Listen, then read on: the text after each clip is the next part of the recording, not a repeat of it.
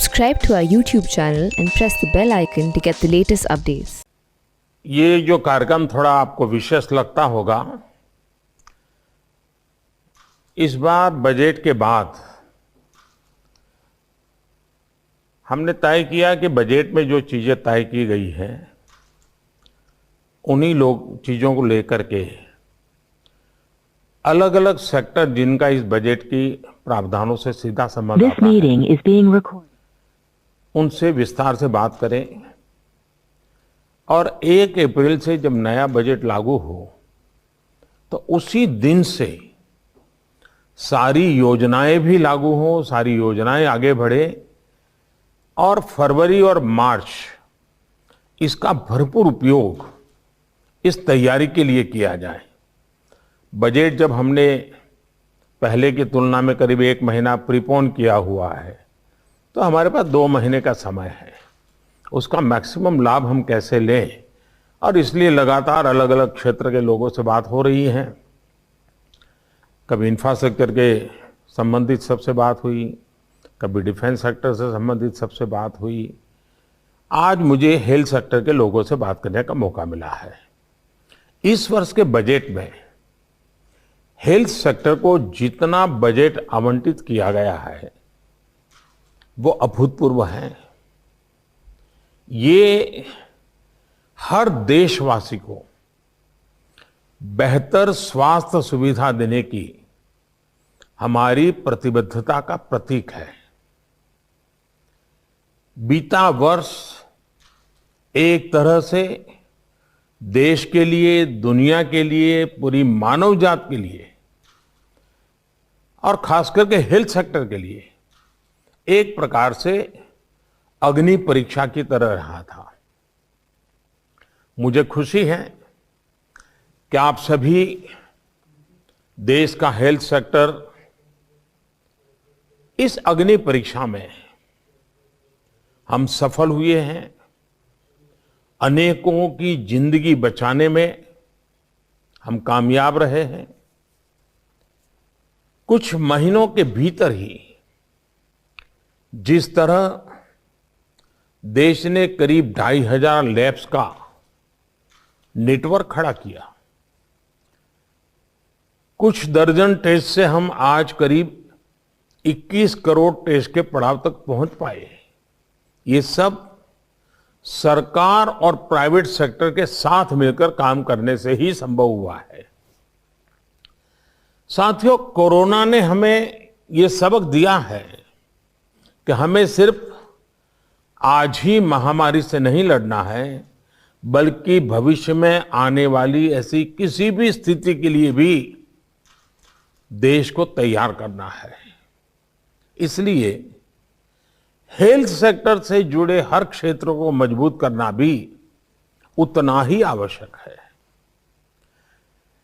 Medical equipment से लेकर medicines तक, वेंटिलेटर से लेकर वैक्सीन्स तक, साइंटिफिक रिसर्च से लेकर के सर्वेलेंस इंफ्रास्ट्रक्चर तक, डॉक्टर से लेकर के एपिडेमियोलॉजिस्ट तक, हमें सभी पर ध्यान देना है ताकि देश में भविष्य में किसी भी स्वास्थ्य आपदा के लिए बेहतर तरीके से तैयार रहें। पीएम आत्मनिर्भर स्वस्थ भारत योजना के पीछे मूलतः यही प्रेरणा है। इस योजना के तहत रिसर्च से लेकर टेस्टिंग और ट्रीटमेंट तक देश में ही एक आधुनिक इकोसिस्टम विकसित करना तय किया गया है। पीएम आत्मनिर्भर स्वस्थ भारत योजना हर स्पेक्ट्रम में हमारी क्षमताओं में वृद्धि करेगी। 15वें वित्त आयोग इसकी सिफारिशें स्वीकार करने के बाद हमारी जो लोकल बॉडीज हैं, उनको स्वास्थ्य सेवाओं की व्यवस्थाओं के लिए 70,000 करोड़ रुपए से अधिक अतिरिक्त मिलने वाला है। यानी सरकार का जोर सिर्फ हेल्थ केयर में निवेश पर ही नहीं है, बल्कि देश के दूर दराज वाले इलाकों तक हेल्थ केयर को पहुंचाने का भी है। हमें यह भी ध्यान रखना है कि हेल्थ सेक्टर में किया गया निवेश स्वास्थ्य ही नहीं बल्कि रोजगार के अवसर भी बढ़ाता है। साथियों, कोरोना के दौरान भारत के हेल्थ सेक्टर ने जो मजबूती दिखाई है, अपने जिस अनुभव और अपनी शक्ति का प्रदर्शन किया है, उसे दुनिया ने बहुत बारीकी से नोट किया है। आज पूरे विश्व में भारत के हेल्थ सेक्टर की प्रतिष्ठा और भारत के हेल्थ सेक्टर पर भरोसा एक नए स्तर पर पहुंचा है। हमें इस भरोसे को ध्यान में रखते हुए भी अपनी तैयारियां करनी है। आने वाले समय में भारतीय डॉक्टरों की डिमांड विश्व में और ज्यादा बढ़ने वाली है और कारण है ये भरोसा। आने वाले समय में भारतीय नर्सेज, भारतीय पैरामेडिकल स्टाफ की डिमांड पूरी दुनिया में बढ़ेगी, आप लिख करके रखिए। इस दौरान भारतीय दवाइयां और भारतीय वैक्सीनों ने एक नया भरोसा हासिल किया है। इनकी बढ़ती डिमांड के लिए भी हमें अपनी तैयारी करनी होगी। हमारे मेडिकल एजुकेशन सिस्टम पर भी स्वाभाविक रूप से लोगों का ध्यान जाएगा, उस पर भरोसा बढ़ेगा। आने वाले दिनों में दुनिया के और देशों से भी मेडिकल एजुकेशन के लिए, भारत में पढ़ाई करने के लिए विद्यार्थियों के आने की संभावना भी बढ़ने वाली है और हमें इसे प्रोत्साहित भी करना चाहिए। कोरोना के दौरान हमने वेंटिलेटर और अन्य सामान बनाने में जो महारत हासिल कर ली है, इसकी वैश्विक डिमांड पूरी करने के लिए भी भारत को तेजी से काम करना होगा। क्या भारत ये सपना देख सकता है कि दुनिया को जिस जिस आधुनिक मेडिकल इक्विपमेंट की आवश्यकता है वो कॉस्ट इफेक्टिव कैसे बने, भारत ग्लोबल सप्लायर कैसे बने और एफोर्डेबल व्यवस्था होगी, सस्टेनेबल व्यवस्था होगी, यूजर फ्रेंडली टेक्नोलॉजी होगी। मैं पक्का मानता हूं दुनिया की नजर भारत की तरफ जाएगी और हेल्थ सेक्टर में जरूर जाएगी। साथियों, सरकार का बजट निश्चित तौर पर एक कैटेलिक एजेंट होता है, लेकिन बात तभी बनेगी जब हम सब मिलकर के काम करेंगे। साथियों, स्वास्थ्य को लेकर हमारी सरकार की अप्रोच पहले की सरकारों की सोच से जरा अलग है। इस बजट के बाद आप भी ये सवाल देख रहे होंगे जिसमें स्वच्छता की बात होगी, पोषण की बात होगी, वेलनेस की बात होगी, आयुष का हेल्थ प्लानिंग होगा। ये सारी चीजें एक होलिस्टिक अप्रोच के साथ हम आगे बढ़ा रहे हैं। यही वो सोच है जिसकी वजह से पहले हेल्थ सेक्टर को आमतौर पर टुकड़ों में देखा जाता था और टुकड़ों में ही उसको हैंडल किया जाता था। हमारी सरकार हेल्थ इश्यूज को टुकड़ों के बजाय एक होलिस्टिक तरीके से, एक इंटीग्रेटेड अप्रोच की तरफ से और एक फोकस तरीके से देखने का प्रयास कर रही है। इसलिए हमने देश में सिर्फ ट्रीटमेंट ही नहीं, वेलनेस पर फोकस करना शुरू किया है। हमने प्रिवेंशन से लेकर क्योर तक एक इंटीग्रेटेड अप्रोच अपनाई है। भारत को स्वस्थ रखने के लिए हम 4 मोर्चों पर एक साथ काम कर रहे हैं। पहला मोर्चा है बीमारियों को रोकने, मतलब कि प्रिवेंशन ऑफ इलनेस और प्रमोशन ऑफ वेलनेस, स्वच्छ भारत अभियान हो, योग पर फोकस हो, पोषण से लेकर गर्भवती महिलाओं और बच्चों को समय पर सही केयर और ट्रीटमेंट हो, शुद्ध पीने का पानी पहुंचाने का प्रयास हो, ऐसे हर उपाय इसका हिस्सा है। दूसरा मोर्चा गरीब से गरीब को सस्ता और प्रभावी इलाज देने का है। आयुष्मान भारत योजना और प्रधानमंत्री जन औषधि केंद्र जैसी योजनाएं यही काम कर रही हैं। तीसरा मोर्चा है हेल्थ इंफ्रास्ट्रक्चर और हेल्थ केयर प्रोफेशनल्स की क्वांटिटी और क्वालिटी में बढ़ोतरी करना।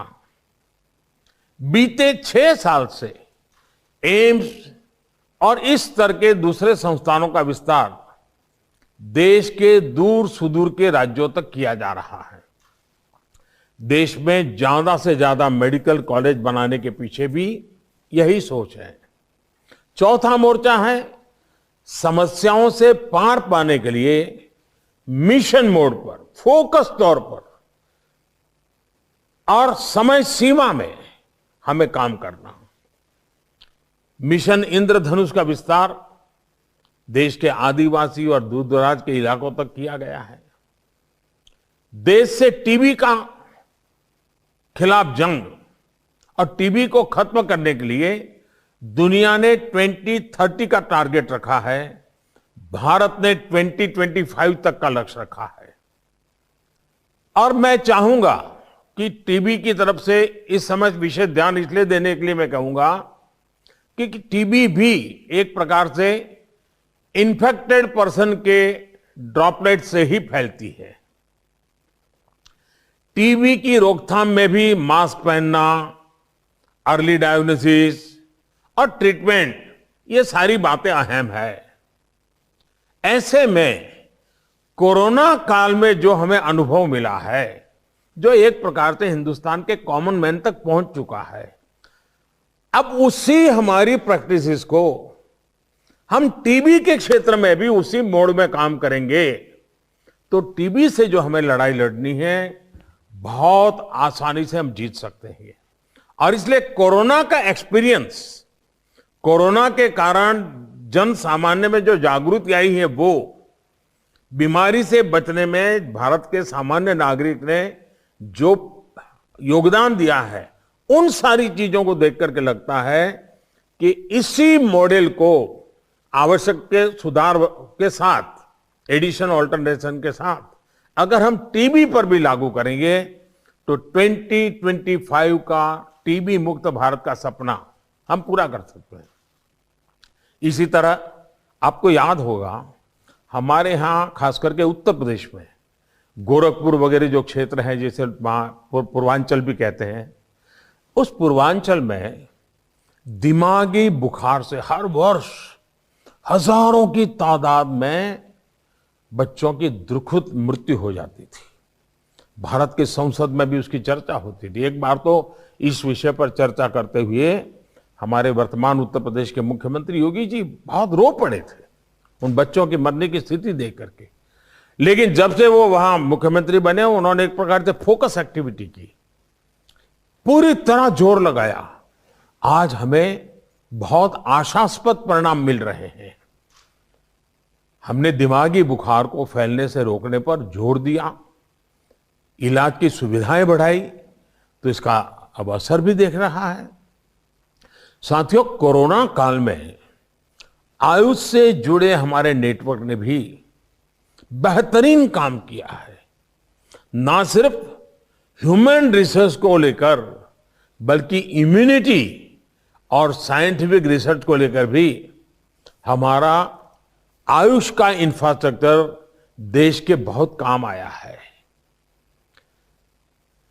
भारत की दवाओं और भारत की वैक्सीन के साथ साथ हमारे मसालों, हमारे काढ़े का भी कितना बड़ा योगदान है, ये दुनिया आज अनुभव कर रही है।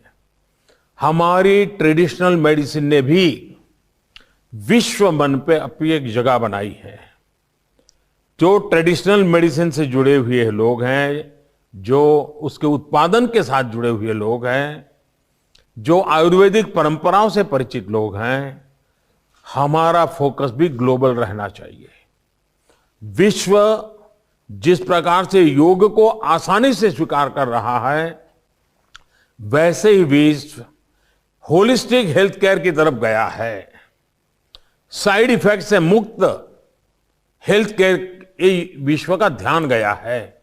उसमें भारत की ट्रेडिशनल मेडिसिन बहुत काम आ सकती है। भारत की जो ट्रेडिशनल मेडिसिन है वो मुख्यतः हर्बल बेस है और उसके कारण विश्व में उसका आकर्षण बहुत तेजी से बढ़ सकता है। हार्म के संबंध में लोग निश्चिंत होते हैं, इससे कोई हार्मफुल नहीं है। क्या हम उसको भी जोड़ लगा सकते हैं? हमारे हेल्थ के बजट को और इस क्षेत्र में काम करने वाले लोग मिलकर के कुछ कर सकते हैं। कोरोना के दौरान हमारी परंपरागत औषधियों की ताकत देखने के बाद हमारे लिए खुशी का विषय है। और आयुर्वेद में, ट्रेडिशनल मेडिसिन में विश्वास करने वाले भी सही, और उसमें उससे अलग हमारे मेडिकल प्रोफेशन जुड़े हुए लोगों के लिए गर्व की बात है कि विश्व स्वास्थ्य सेंटर WHO भारत में अपना global centre of traditional medicine भी शुरू करने जा रहा है। ऑलरेडी उन्होंने अनाउंसमेंट कर दिया है। भारत सरकार उसकी प्रक्रिया भी कर रही है। ये जो मान सम्मान मिला है, इसको हमें दुनिया तक पहुंचाना हमारा दायित्व बनता है।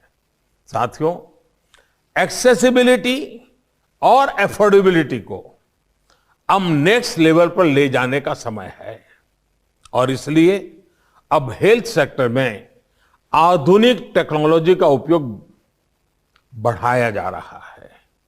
डिजिटल हेल्थ मिशन देश के सामान्य नागरिकों को समय पर सुविधा के अनुसार प्रभावी इलाज देने में बहुत मदद करेगा। साथियों, बीते सालों की एक और अप्रोच को बदलने का काम तेजी से किया गया है। ये बदलाव आत्मनिर्भर भारत के लिए बहुत जरूरी है। आज हम फार्मेसी ऑफ द वर्ल्ड इस बात पर गर्व करते हैं, लेकिन आज भी कई बातों के लिए जो रॉ मटेरियल है उस पर हम विदेशों पर निर्भर है।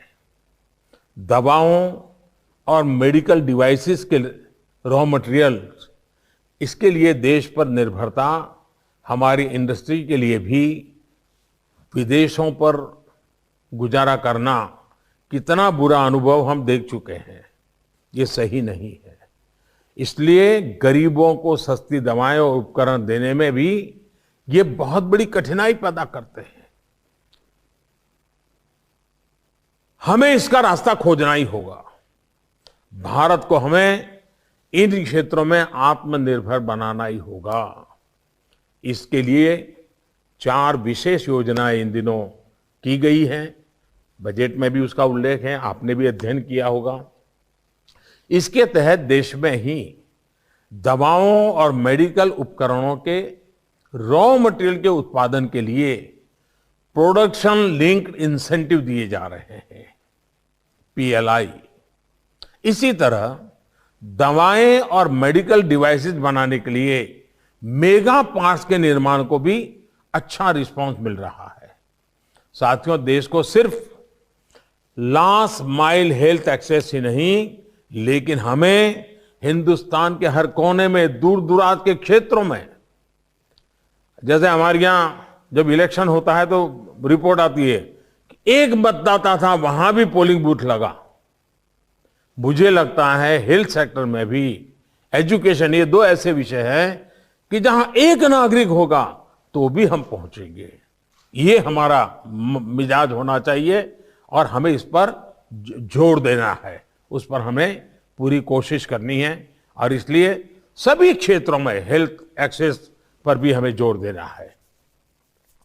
देश को वेलनेस सेंटर्स चाहिए, देश को डिस्ट्रिक्ट हॉस्पिटल्स चाहिए, देश को क्रिटिकल केयर यूनिट चाहिए, देश को हेल्थ सर्वेलेंस इंफ्रास्ट्रक्चर चाहिए, देश को आधुनिक लैब चाहिए, देश को टेलीमेडिसिन चाहिए।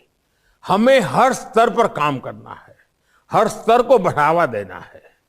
हमें ये सुनिश्चित करना है कि देश के लोग, चाहे वो गरीब से गरीब हो, चाहे वो सुदूर इलाकों में रहते हो, उन्हें बेस्ट पॉसिबल ट्रीटमेंट मिले और समय पर मिले।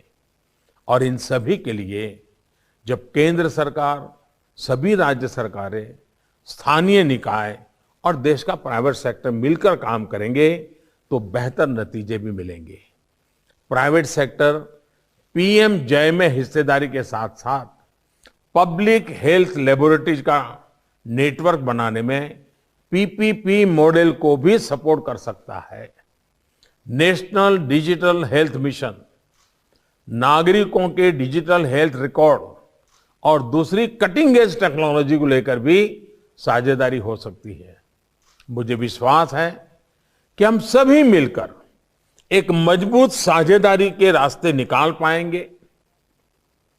स्वस्थ और समर्थ भारत के लिए आत्मनिर्भर समाधान तलाश कर पाएंगे।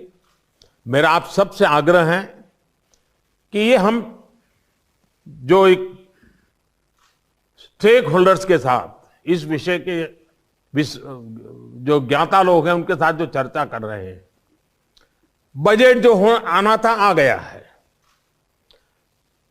बहुत सी आपकी अपेक्षाएं होगी, वो शायद इसमें नहीं होगा, लेकिन उसके लिए कोई आखिरी बजट नहीं है, अगले बजट में देखेंगे।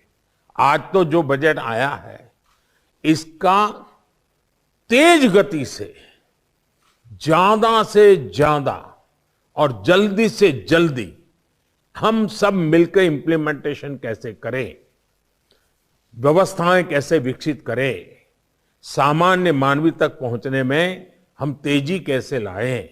मैं चाहूंगा कि आप सबका अनुभव, आपकी बातें आज भारत सरकार को बजट के बाद, हम पार्लियामेंट में तो चर्चा करते हैं, पहली बार बजट की चर्चा संबंधित लोगों से हम कर रहे हैं।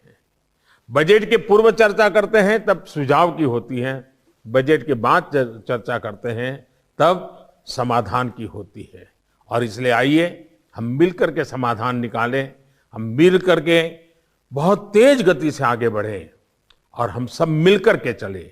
सरकार और आप अलग नहीं है, सरकार भी आप ही की है और आप भी देश के लिए ही हैं। हम सब मिलकर के देश के गरीब से गरीब व्यक्ति को ध्यान में रखते हुए हम सब मिलकर के हेल्थ सेक्टर का उज्जवल भविष्य, तंदुरुस्त भारत के लिए हम सब इस बात को आगे बढ़ाएंगे। आप सब ने समय निकाला है, आपका मार्गदर्शन बहुत काम आएगा, आपकी सक्रिय भागीदारी बहुत काम आएगी। मैं फिर एक बार आपने समय निकाला इसलिए आपका आभार व्यक्त करता हूं और आपके मूल्यवान सुझाव हमें आगे ले जाने में बहुत काम आएंगे। आप सुझाव भी देंगे, साझेदारी भी करेंगे, आप अपेक्षाएं भी करेंगे, जिम्मेदारी भी उठाएंगे। इसी विश्वास के साथ बहुत बहुत धन्यवाद।